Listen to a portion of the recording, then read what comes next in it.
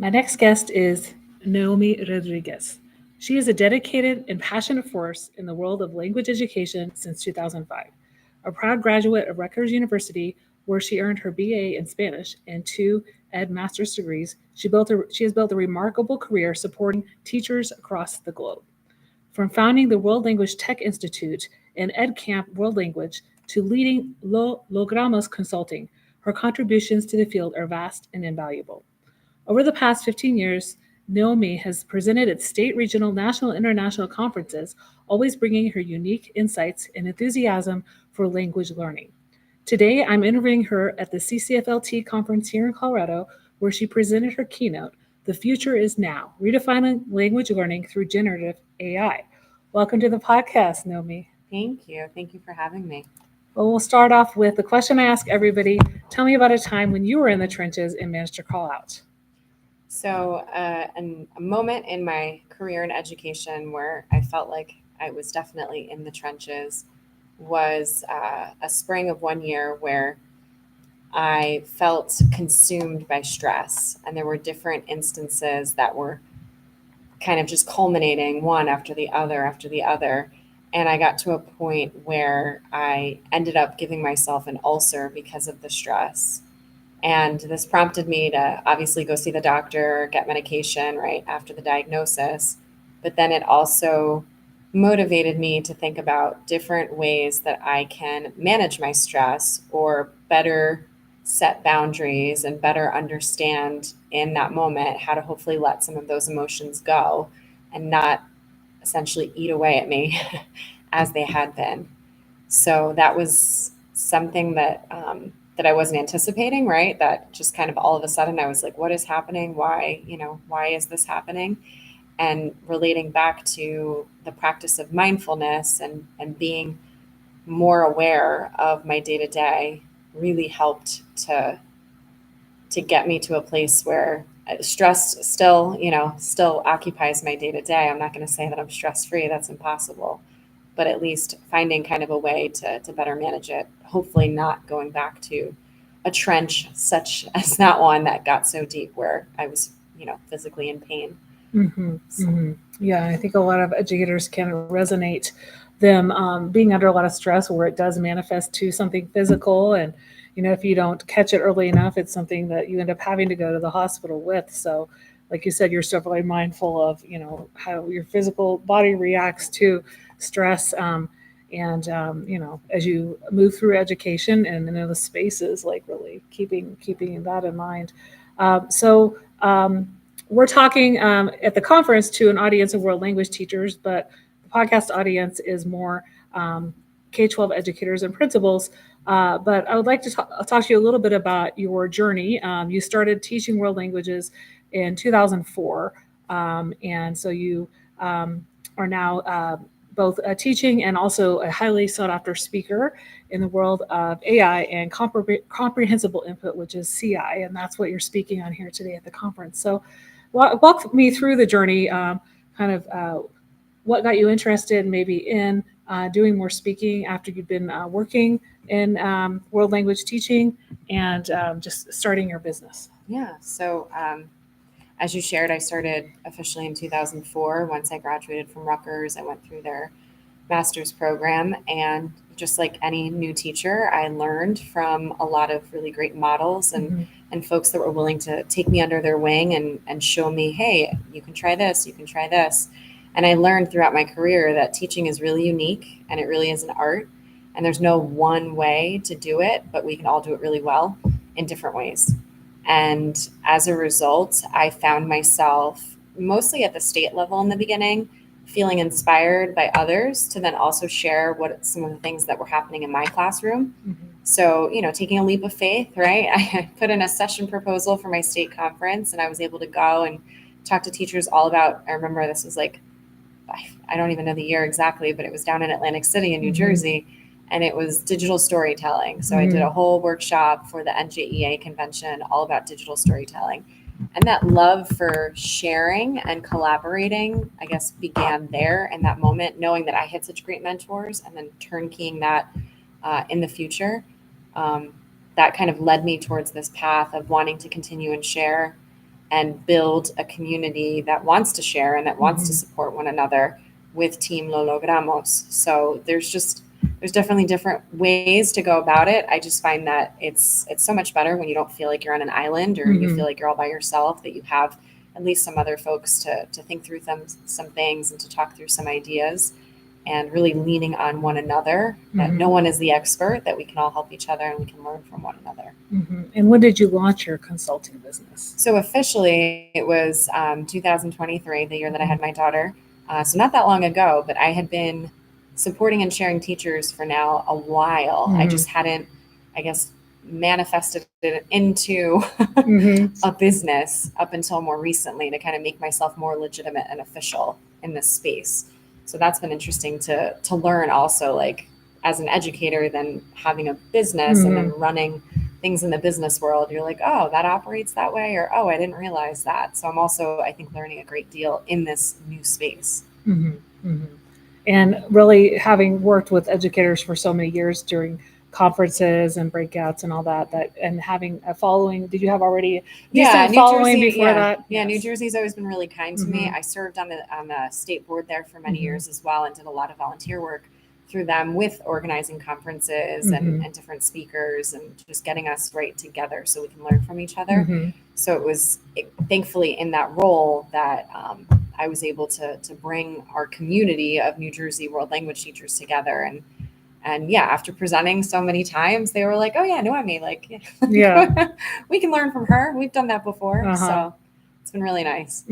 Yeah. And, we kind of have that in common. When I first had you sign a keynote contract, you've worked with the World Language Teacher Organization in your state. So now I'm the president of the state World Language Organization. And so I talked to her about like setting up the conference. And so she's been there and knows how that is. So all the behind the scenes. Yes. So let's talk a little bit about your keynote today, which I'll repeat the title: The Future is Now, Redefining Language Learning Through Generative AI. Just tell me a few of the takeaways from the keynote. I think one of the things that I saw on your slides was what generative AI is and what it isn't. And I know teachers use it for a variety of purposes. Some teachers are very wary of using it, but what is some information you can give us? Yeah, so from the chat today, thinking about really the possibilities that exist with this technology, and then coupled with the challenges that are certainly out there. So navigating this space in a way where you have an open mindset, but then you're also understandable and knowledgeable that it can be used in this other way. I think as educators, it's important for us to understand what's out there. I think it's important for us to not fear technology. Our classrooms have evolved quite a lot in the 20 years that I've been in education. I go back to the overhead projector and showing the transparency, right? And using cassette tapes with my kids to record. So that was maybe 15 years ago, right? That I was doing that. And here we are now with so much connectivity, so much ease to access information, and just there's so many neat ways to personalize the language learning experience. I'm hoping that folks also took that away, that we really can meet kids where they are and work with them to grow their language proficiency in, a way that best suits that learner. Yeah. And I really think, there are tools that you can use in terms of like helping your kids navigate different assignments. And it's just really providing just some of those guidelines before they use the tools. So a lot of educators listening aren't necessarily teaching language, but what can you tell them about just the world of AI and how they might be able to use it in their teaching in a way that, might not be, I guess, things that they're afraid of happening, right? The students cheating, or, students just copying everything from AI. For those teachers who really haven't tried AI much before, what can you offer them? Well, students cheating is not anything new to any of us, right? So regardless of what technology exists, students have always found a way, unfortunately, to maybe, circumvent the process and go straight to the answer. I do think it's going to force education in general to think about how we're assessing students and to ideally value the process of learning and to take some incremental kind of snapshots as students are engaged in the learning to make sure that they're in fact understanding and achieving what you want them to achieve. So I think that's going to hopefully shift in a direction where our kids feel empowered by the learning and want to continue to grow and not, turn to a particular tool and just have something, be done for them or walk through, hey, let's thoughtfully either we're going to write this, we're going to use AI to help us perhaps, or if we do use AI, then what's our relationship with AI, with this assignment? Can we use it for this purpose, or can we use it, start from scratch, write a really great prompt and then go from here? So teachers, I think, hopefully will be open to discussing generative AI with their students. I think that's also an important conversation piece to just, hey, let's talk about it. Let's understand what it is, if we want to use it, how we want to use it, what sort of acceptable use terms do we want to apply in our own classrooms, just so then that way everyone's aware and it's not, oh yeah, we're doing this anyway. The teacher doesn't know. And then it does feel like we're cheating and we're being like a little bit mischievous, but I don't know. I think there's a lot of conversations that still need to be had, a lot of questions. Yeah. And I think definitely in terms of professional development, I mean, we've had this as our theme for our fall conference. And I know there's other subject areas where they're embedding more AI into their conference themes or a lot of their sessions. But I think in all educational spaces, no matter the subject area, it's something that the PD needs to be given to those teachers that are curious about it, but it's not going to go away. It's only going to evolve. So, and it'll definitely be in our students' future. So for them to understand what it is and use it responsibly and ethically, that's important. Yeah. So it's kind of, I like that analogy. It's like, yes, we have these things. I think in your slides, you had those pictures of technology, like the huge cell phone during Saved by the Bell or the calculator. Those were things that were banned in schools before, right? And now, like, yes, some schools do not allow ChatGPT on their servers, but like these are things that are, yes, they're technology that are available. They will ultimately be used a lot more than they are now. So they're widely accessible. So outside of the school walls. Yeah. So we've had a great conversation today around just AI and your piece that you're speaking about today on AI and comprehensible input. Out of everything we've talked about on the podcast, what's one thing you'd like listeners to remember? I think with technology and with anything that's new, I think it's important to ask questions, right? And gather as much information that you think is going to help serve you. And then also to go back and maybe question some of those answers and think critically about, okay, well, if it does this, how can it help in this way? Or what can it do here? So like just really establishing what your relationship is with the technology, feeling comfortable with using it if you'd like to use it, and educating yourself as best as possible as to what's going to help you, what's going to benefit your students, to ideally make some like good next steps and plan of action with integrating it into your curriculum or into your lessons if you wanted to. Yeah, that's very important to remember.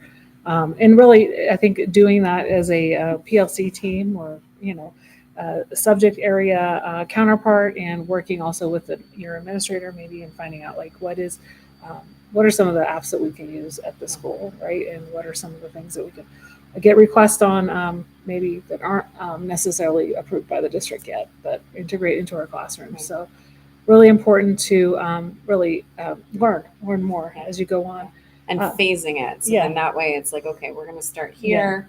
We're going to do this next, and then we're going to do this. So then it doesn't feel like, oh my gosh, another new thing, or this is really stressful, which we don't want stress, right? We don't need to add any more to our plates, but just to kind of like, I'm going to just grab from what I was talking about before, like mindfully chipping away at like, okay, we're going to do this, then we're going to do this. And it doesn't feel too all consuming when you're learning about it, because it is a lot and it's always changing and there's always updates. So it's hard to keep up if you're trying. Yeah.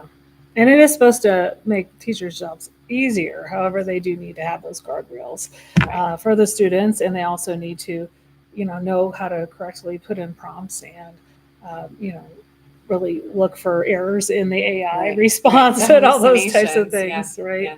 Right. Well, where can people connect with you and find you online? Yeah, so Team Lo Logramos or Team_Lo Logramos on X, on Instagram, on Facebook. I run a Facebook group. It's called Team Lo Logramos. All language teachers are welcome, including teachers of multilingual learners, and just really the idea that we can support one another, help each other out. I try to offer different workshops, different resources. I push out Tuesday tips every week to just kind of keep people thinking about their practice and how we can become better and better each day. Well, thank you so much for being my guest today on the Out of the Thank Trenches you. podcast. Thanks for coming out to Colorado to speak Thank at our you. conference.